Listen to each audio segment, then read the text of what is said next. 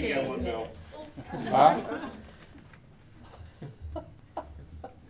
Okay. There you go. I'll Got have it. the knee operation on the right leg tomorrow. Let's take a commercial, we'll come back. Yeah, good idea. All right, now, take those, and those are the actual ones. And don't run with it. No, I'm not running. I have to make a speech here or not? Not yet.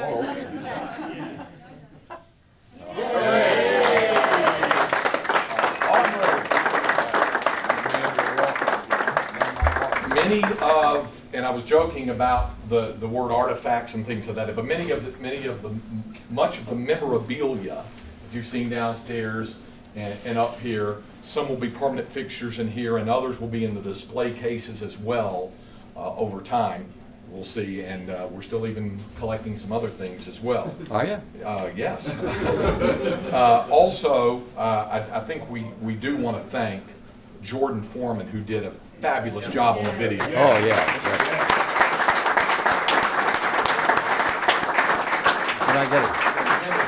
Can I get a copy for my granddaughters? Absolutely. Okay. $49.95. 49. I knew it was going to cost me money. I knew this. And then the one other thing, if you've not had a chance to sign the photograph, those of you who would care to, please feel free to do that when we're done here. Before Bill speaks, there is this plaque. That says the Bill Mercer Press Club, Apogee Stadium, University of North Texas, dedicated April 20th, 2012, in honor of William A. Mercer, the voice of the Mean Green, 1959 through 1995. Beautiful. Thank you. And the floor is yours. Well, I may have to sit on it. Listen, look at you. That's what I was thinking, getting ready to come up here. I said, look at you guys. I mean, this is what it's all about, not me. That you had the courage and the idea somewhere in the back of your mind, like I did when I was 12 years old, I was going to be a sportscaster. And come on in. Come on, don't stand out there. Come on in. And I thought, God, these people, I haven't seen many of them in so many years. And I am so proud to be whatever I am to you. I guess maybe a mentor or a teacher and teaching people how to live on road trips. Well, I taught a lot of people how to eat. Craikway, we used to go to Monroe every year, and Laura went along one year, my daughter, who is somewhere over there. And Craig and I had talked about eating oysters. So and I told him Laura never had an oyster. And so he gets this going that he loves oysters and she ought to try one. And she did, and he had never eaten an oyster in his life, and he got her to try one. She's never forgiven him for that. And I've never stopped eating oysters. That's right, yeah. Look how healthy you are. But Never had another one. Somebody asked me today, it was you, the TV man here, what I thought about this period of time of 40 years teaching and being here. And I said, I was very lucky. I came along in broadcasting when you couldn't find anybody to do play-by-play in my hometown, so I got the job. I must tell you, and I don't know if I ever told the guys, my whole idea when I was 12 and I had this little spinner game and played baseball and called the games was listening to those old radio announcers, Bill Stern and all those guys, and thinking, I can do that. Isn't that strange? But I've had students tell me that they used to practice doing play-by-play just because they'd listen to it on the radio. And so I went to college after the war was over, World War II, and luckily met my wife and I got the best teacher in the world, Prof. Robinson, who taught me, it's like you guys are talking about what we had here. He taught me how to write, how to talk, how to speak, how to debate. And he instilled in me, I guess, this work thing. My mother used to do that, but she had a stick. And so I went to the University of Denver and had a chance in a little wired wireless radio setup. It wasn't even a radio station. I said, what do you do about sports? They said, nothing. I said, well, let's do football. And it took me 4 different tries in getting a spotting board that I could use. But I did football at the University of Denver. I did basketball. Lord knows, I don't know what it sounded like. But I was confident. And one of the professors said, you're pretty good. I said, well, that's good. I didn't tell him I'd never done it before. So I got out of the college and I become a news department at a little small station. And then finally got back to my hometown. My wife was getting a job teaching, and the superintendent knew of me and wondered what I was doing. She said, well, he's trying to be a sportscaster. Oh, they need one down at KMUS. So I went down there and lied about how good I was and where I'd practiced. And I got the job because he said, well, the guy we had here last year kept saying, where's the ball? Where's the ball? Where's the ball? So anyway, I did football that year. That was my first professional life, lying to get a job doing football.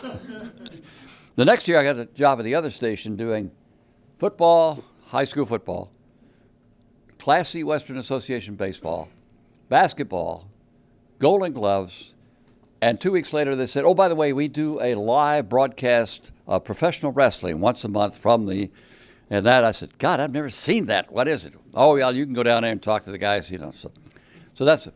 But I had never done a baseball game live anywhere. And I was a little bit shaken, my first one. But, you know, like these guys who come in and the ladies, I'll tell you about one of them here in a minute, guaranteed to themselves they could do it. And you have to have that passion.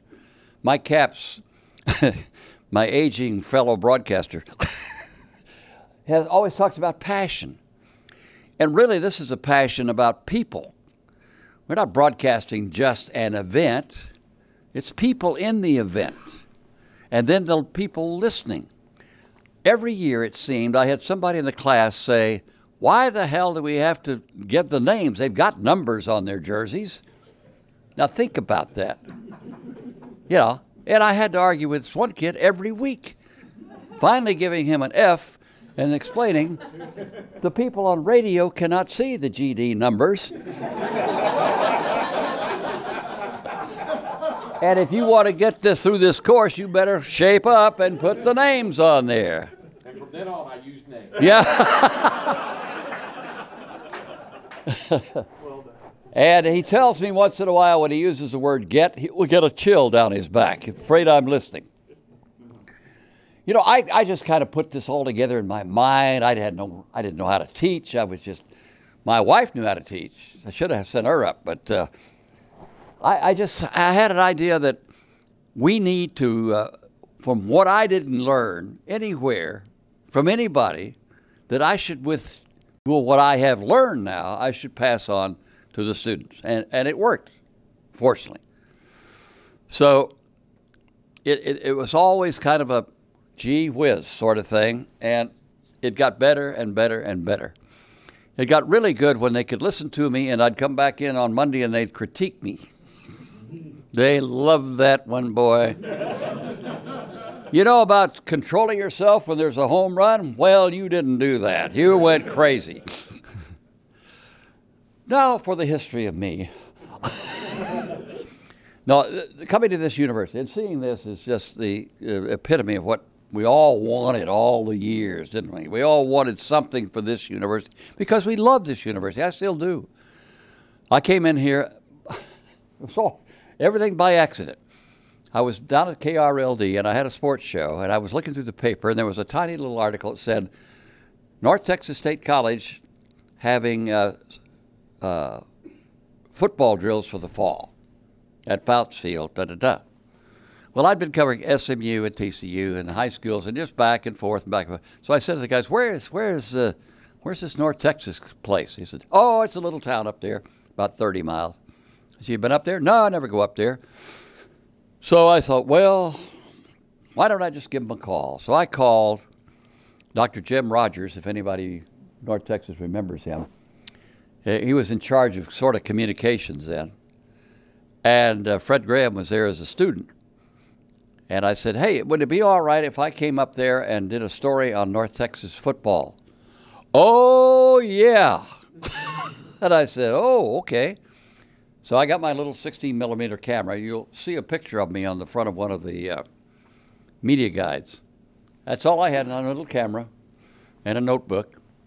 And I walk on, and was the first so-called television reporter ever to film a North Texas practice, game, or anything. So I became an instant hero. I also made a slight mistake since I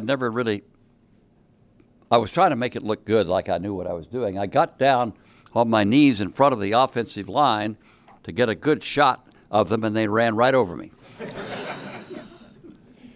Long story short, in a few years, Fred Graham was sports information director. The guy who was doing the play-by-play left, and he asked me to come and do it, 1959. And I thought it was the greatest thing that ever happened to me because I was doing Highland Park Scott's high school football. And that was a good venue on KRLD because everybody who was anybody in town listened to you. They had a little money out there. So I kind of got a reputation from that, I guess. And then I had North Texas football. And then it just like the floodgates opened. And then baseball came along. I was doing the Dallas-Fort Worth Rangers. And then in '60, the Texans came along. And you know, you're just in this place, and it was just absolutely heaven. But always, North Texas was my anchor. If I felt like I needed to come talk to somebody, I'd come up and talk to Fred or Dr. Rogers or just sit around and have lunch with the professors in small school then. It was always a place, and when I left to go to do Texas Rangers, I had to leave. And I'd just gotten things started in the radio station. And when I came back 4 years later, they welcomed me back. And we started all over again and kept building and building and building. The most wonderful people that you could ever hope to work for. Dr. Matthews, who was the president at the time when I first was up here, and I was doing games for, and Fred did the, Fred did color with me. You talk about equipment. KD&T had a guy who used to be an undertaker in charge of the station. And we had a little one of those fa suitcases, you know, it looks like it's got leather on it or something. And it had a hole in the end of it. And you open it up, and there was this little tube sitting there and a mic jack, and that was it. And the mic was about this long, and I held it. And I'd give it back to Fred if he had something to say. We'd do this back and forth. Fred got so embarrassed about carrying that beat-up little thing around, he bought a new one. So we didn't have a new equipment, but we had a new case, yes. And Fred and I were kind of like brothers. We were about the same size. We both grew up in the Depression. As somebody called us, we were poor white trash. And I miss him all the time. He was an unusual, wonderful guy. And we were so much alike that it was dangerous for these students to be around us. But he's gone, and I did the eulogy for him. And then the other person I miss, and there are others that I can mention, but every time the cool breeze comes up from the north and the weather changes, and somebody said, man, that's a nice cool breeze. There was this young man named Gary Brobst, Bill Conway, Doug Adams, Mary Mull, and some others who were the first ones. And you'll see this plaque they gave me. It says, to Uncle Murky, your first KNTU staff. And I had Gary in a class, and he was very funny. And we were getting ready to kind of really have the radio station have a program format which we hadn't had for a while. And so I told, he did a funny bit, and I said, okay, I'll tell you what you're going to do. If you want an A, yeah, you're going to be the morning jock on KNTU this next fall. Whoa. And he did, and he went on, and that group ran the radio station. We did live newscasts. We did Marty unit. We did everything. We had a guy, the kid that was over with Senator Yarborough one day making a speech, and we had a lot of crowd noise. And I said, tell him, go run over there and tell him to put a sock on that microphone in front of the senator. So the kid came back and said, well, I said, sounds better. He said, yeah, well, he sat down, took his sock off, and put the sock right in front of the senator while he was speaking. And it was dirty sock. We had a Marty unit, and we tried everything. We did the lab bands live. Bill Conway still remembers when he went down to Louisville to do a baseball game. We actually had a baseball team, sort of then. I guess it was a high school game. And he calls me and says, hey, there's no electricity in the stadium. And I always told him, right, you always get the broadcast on the air. You never give up. I said, didn't I tell you never give up? Well, there's no electricity. I said, what's across the street?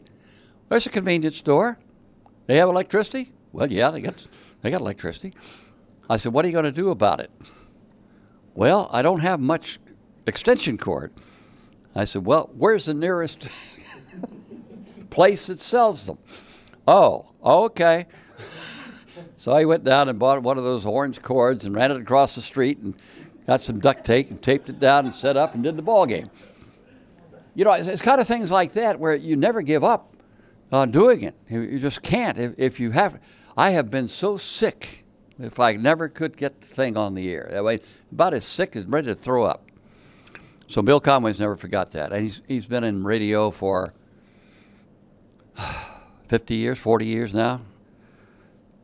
And Gary Brobst died of cancer a few years back. And he was just like all of you guys. I only have one daughter, my favorite one. And all apologies to the women who were in my classes and stuff. These guys are just like part of the family with me. I know what they're doing. I know their problems. They call me, and it's always been wonderful that way. And then one day, about the time that I was telling girls that they could be copywriters or, secretaries, that was before you. You weren't even here then. This tall lady walks in. I'm doing a master's degree. I said, oh, good. And Mr. Mercer, I want you to teach me to be a play-by-play person, and I'm going to be on a sportscaster. And she was taller than I was, so I said, well, I figured she could beat me up. So I said, hey, that's great. There aren't many out there. There weren't any out there. Lisa Burkhart, would you stand, please?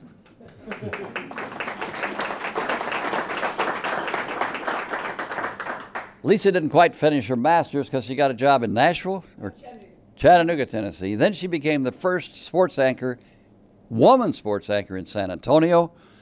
She spent 19 years in this business just because she came in my class. I introduced her to my granddaughter because she has the determination of a shark.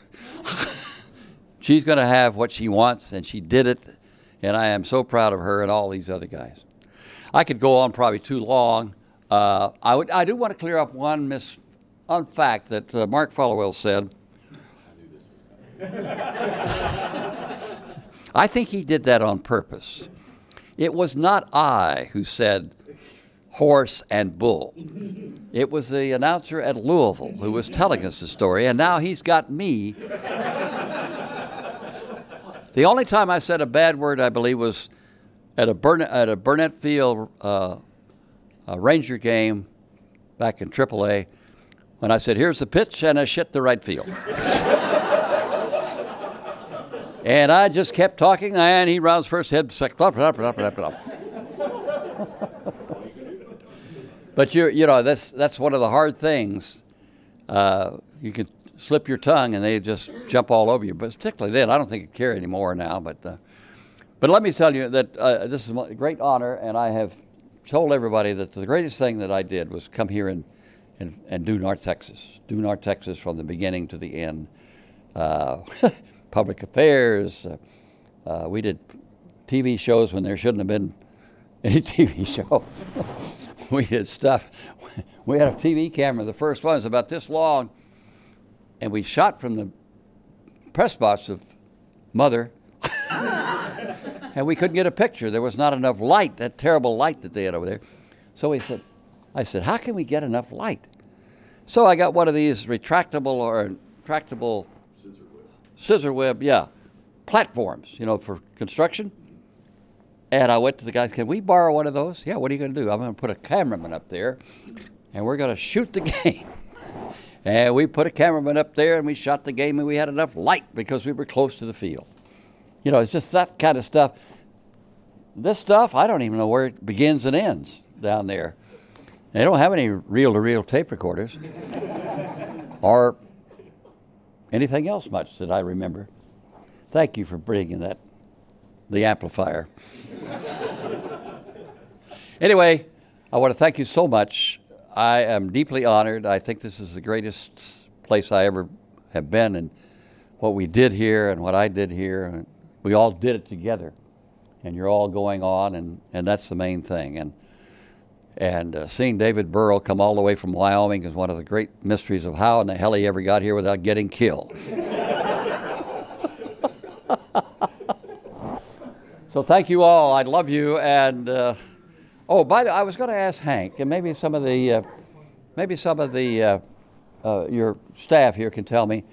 Now that I have this name on the window, do I have to come up here like a Walmart greeter every football game, stand outside the door? You know, I'm getting aged, but I don't plan to keep on this thing forever. I do think, though, somebody mentioned money, and do I get a foundation money check? Or Thank you. I love you.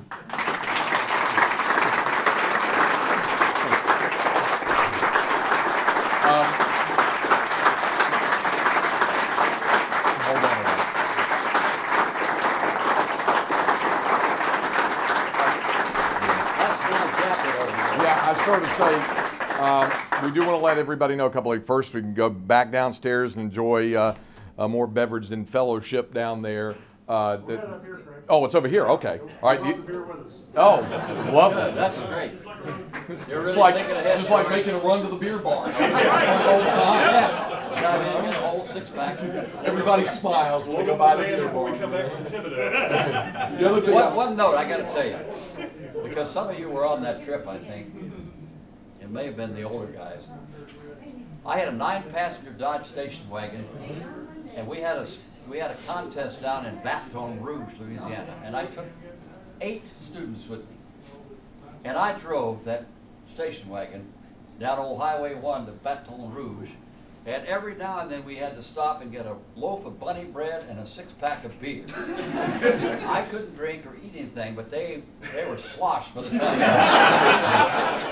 That's another thing he taught us. Yeah, well, so anyway, we've got some beverage up there. The other thing we were going to say is that this night has been about courage, and the courage he had to get into business, the courage we had to do all, but it took more courage to wear that jacket. Yes. Can you God imagine? I got someplace to put. Can you imagine calling a game in this?